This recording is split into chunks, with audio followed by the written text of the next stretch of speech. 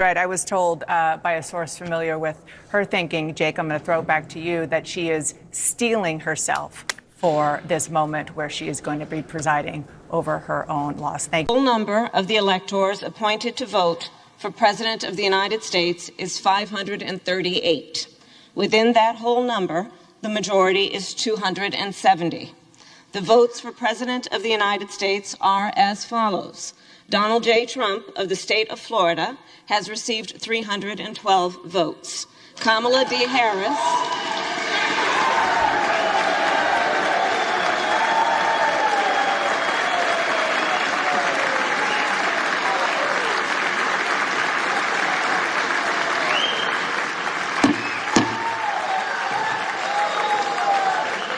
Kamala D. Harris of the state of California has received 226 votes.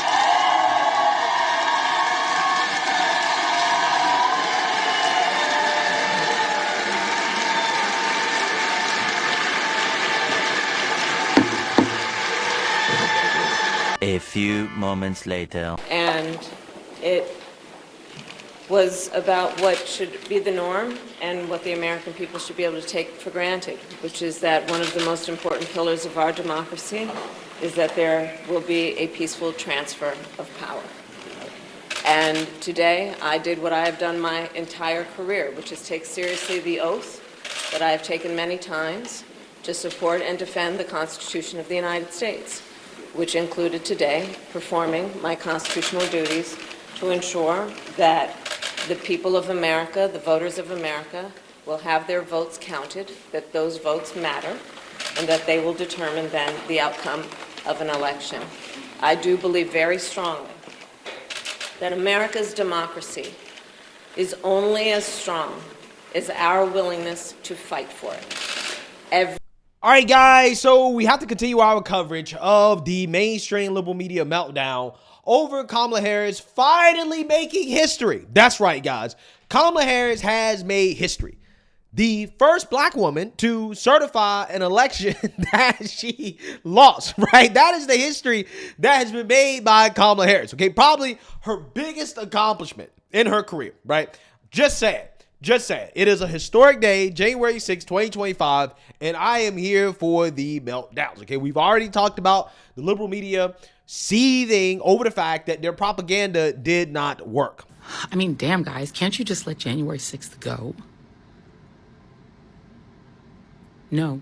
Just a quick point. Both parties have always accepted the presidential election until one False. 4 years ago. They have not. No, They have not. No, Scott, They have not. members of some of the Democratic Party, yes, I agree with that. But saying the party, I've never seen the speaker or the leader of the Democrats of the House of Representatives object to a presidential election. There is a massive difference, and don't try to put these on the same thing. Look, I agree they shouldn't have done it, but to say it's the same as what happened in January 6th you is admit they insane. objected. I think, though, that this is why we are where we are in this country, is I think we're drawing false parallels to things that are happening in history.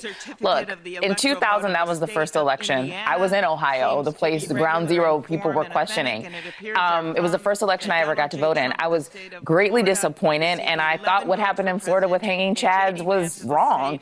But I didn't storm the Capitol because I was an adult that accepted the results of the election and the will of the people, whether I thought that some things had gone a little awry. That's not what happened on January 6th, and I don't think it's fair to draw the parallels that it was. I also think that showing this is really important. I used to be a former school teacher, and I think that we are in a moment right now in our country where information is being disseminated in ways where we do sometimes draw false parallels. And so showing what actually happens, showing the checks and balances, and explaining why January 6th is not the same as when other times in history people have asked questions about the election is really important for this upcoming generation that may have questions about the fragility of our democracy. Yeah, so you know what's hilarious about this, and this is part of the reason why the mainstream liberal media is losing so much credibility, is because when Democrats do something that they boohoo whine and cry about Republicans doing, they say, well, it's different, right? It's different because Democrats do it. You're drawing false parallels. And it's like, no, I'm not drawing a false parallel, because Democrats in 2016, they did not accept the outcome of the election. They didn't. they said that the election was stolen by Putin, okay? Trump was a Manchurian candidate.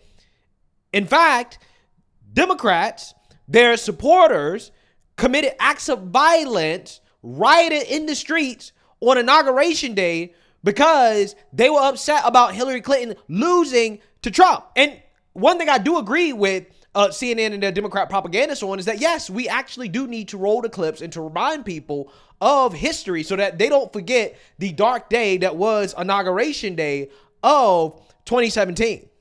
And then that's when that crazy woman started screaming, remember, with the glasses? United States of America, Donald. I wonder whatever happened to her. She's probably... I just wonder where she is right now.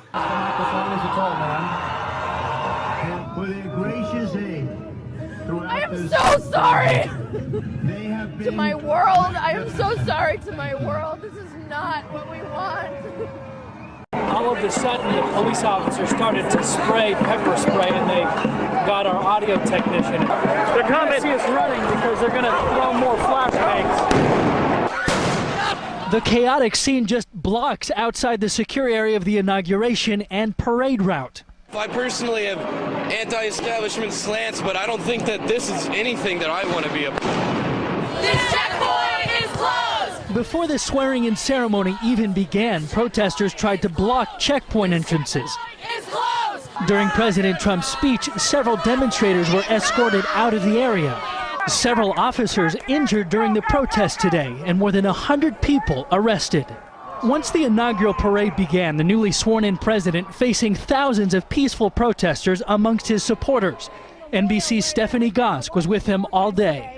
When Donald Trump took the oath of office, the people here sang, "We shall overcome." Resist from day one! Similar demonstrations across the country. Arrest outside Trump Tower, New York City. A human chain across San Francisco's Golden Gate Bridge. From Phoenix to Houston to Chicago, people protesting the country's new president on his first day in office. Tonight, thousands of protesters remain in downtown D.C., occasionally facing off with police. We have seen many people injured, both protesters and police officers. A limousine set on fire as demonstrators wreaked havoc in Washington. Police had to push back the protesters so firefighters could get to the flames. A group of people carrying anarchy flags pushed over trash cans and destroyed storefront windows as they swarmed through the streets. We welcome visitors to our city, but we will not tolerate the destruction of our neighborhoods, and we absolutely will not tolerate violence against our police officers. But as night fell, protesters lit a bonfire just blocks from the White House. No fascist USA! Closer to home, near Mar-a-Lago, protesters wheeled a coffin to symbolize the death of democracy. And now a familiar scene outside Trump Tower in Chicago, a huge crowd of demonstrators making their voices heard. Yeah, so I agree. We have to roll the footage because people cannot forget the dark day for our republic that happened on Inauguration Day in 2017, okay? Liberals upset with Hillary Clinton losing, radicalized by conspiracy theories from the Democrats that Putin stole the election using Facebook ads targeted at black people. They decided to storm the Capitol, storm DC in 2017 in order to protest the inauguration of President Trump, right? Let's never forget, right? Let's never forget. Democrats attempted to overturn the election results by challenging the election, doing the certification process in Congress, okay? And Joe Biden had to shut it down, okay? All this stuff we have footage of is documented, but again, according to CNN, it's different. It's different, okay? When Democrats commit acts of violence, when they don't like the outcome of democracy, oh no, you don't understand that you're creating a false equivalence, right? This is what they do every single time. So with that being said, at least this time, the Democrats did not try to object to the certification of the election results because they know how hypocritical that would be if they attempted to do what they've essentially done after every election they've lost since 2000. Okay, they've attempted to overturn the election results. They don't want you to remember that, right? They want you just to remember January 6th and focus on January 6th only. So with that being said, we have to react to the cackling hens particularly one cackling hen, Sunny Hostin, who's going to lose her mind and compare January 6th to the Holocaust in reaction to Kamala Harris certifying Trump's election victory over her. So without further ado, let's get into it. President Biden also penned an op-ed warning about the unrelenting effort to rewrite and even erase the history of that day. So is that what happened here? I mean, we all watched. Yep. I think most of us saw. I mean, some folks still say that's not what happened, but but what do we do? What do we do?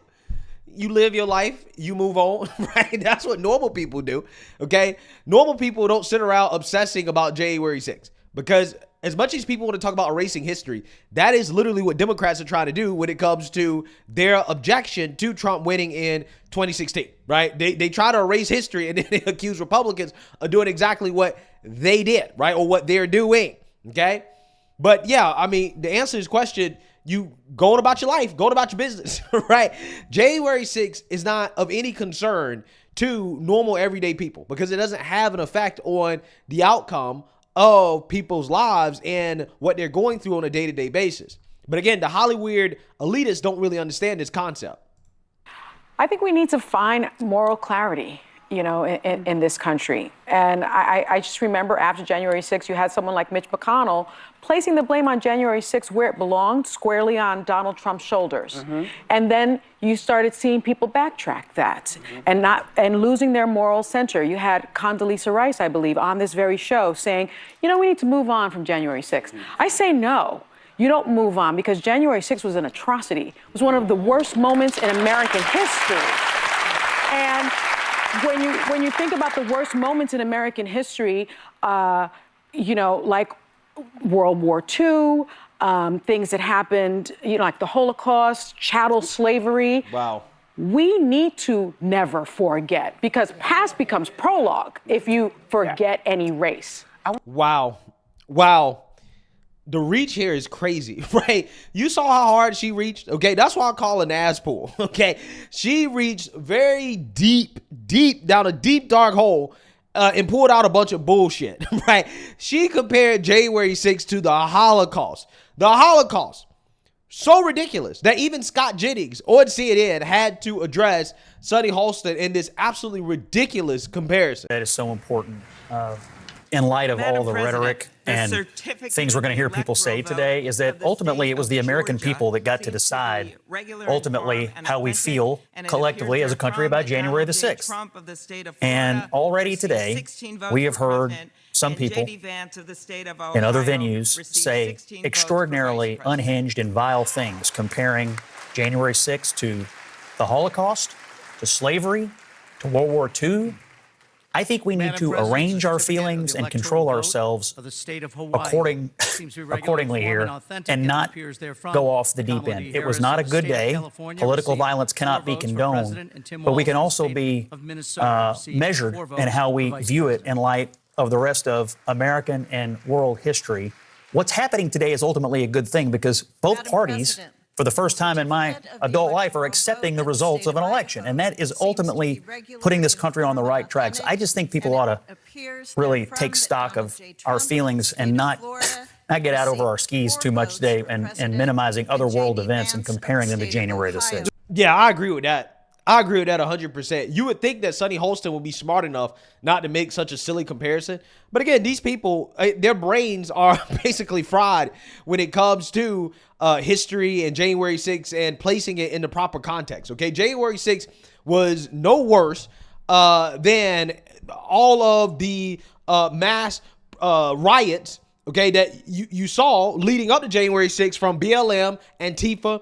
In fact, the Roe v. Wade riots that happened after January 6th, after Roe v. Wade was overturned, was worse than all those things were actually worse than January 6th, right? Let's keep it 100, right? Since we are trying to place January 6th in the proper historical context, January 6th was not worse than the BLM riots. It was not worse than the Antifa riots. It was not worse than the Roe v. Wade riots. It was not worse than the pro-Palestine riots. All of those riots are overwhelmingly left-wing, okay? And Democrats supported these riots.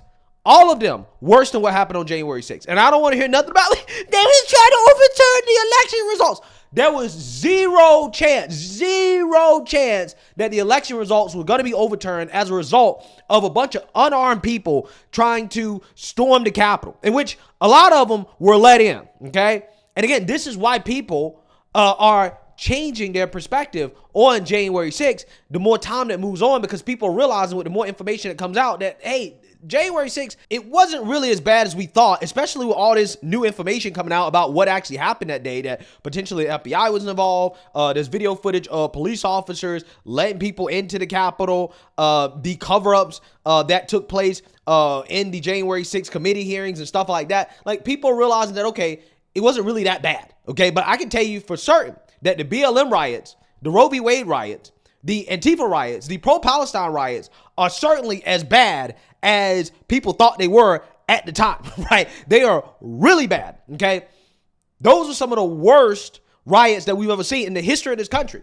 I mean, it's an undisputed fact that the BLM riots were some of the most damaging in this country's history. When you look at the results, what happened as a result of the BLM riots, how a lot of these liberal cities became extremely soft on crime because they didn't want to be racist, right? The defund the police movement, a lot of the chaos and destruction that's happened in this country, people losing their lives as a result of the soft on crime policies from these Democrats, these progressives, as a result of the BLM movement, the George Floyd riots.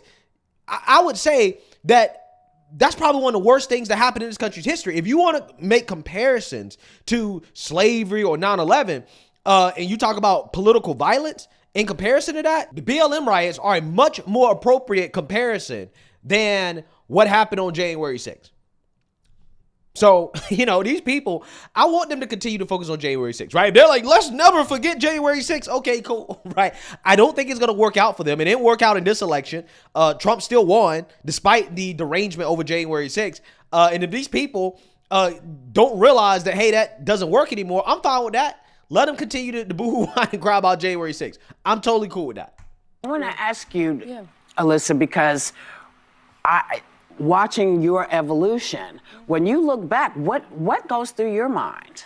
I've been thinking a lot about this. I'll always be proud of Mike Pence for doing the right thing, but it's also an incredibly low bar. It's simply fulfilling the Constitution, just as Kamala Harris is going to do today, as Al Gore did before her. People have lost, and they've put the Constitution over their political ambitions. I have to say, I think there were warning signs, though, that we would be where we are today. And most Americans were not comfortable with January 6th. They thought it was bad. They thought it was awful. But for 4 years, they said, guys, we are hurting. The cost of living is too high. We are concerned about the border. I predicted here 6 months ago we were careening to Donald Trump's inauguration. People needed to listen that, yes, democracy matters, but if you can't pay your bills, it's hard to care about something as nebulous as democracy. And I think that the warning signs were there. And I say this with due respect to Joe Biden. I didn't disagree with a word he said in that op-ed, but people were saying, we have concern about your age. He waited till August and then gave Kamala Harris this runway to run for president. All the warning signs were there. Those Democrats, they had the chance to stop Donald Trump from being inaugurated.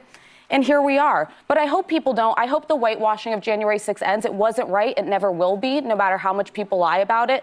But this was avoidable in my mind. Well, and I think that it's an important thing is to commemorate it every year in a way, not to compare it to 9/11, because, again, it's not an equivalent. But there are people alive today, including my niece, that didn't know 9/11. So when you talk to anyone that was alive during that time, you have a visceral fear response that takes you back there. January 6th and watching the videos that were playing out on screen, it shook you to the core. Absolutely. There will be a time when people will not know this unless they read about it, unless they're taught it.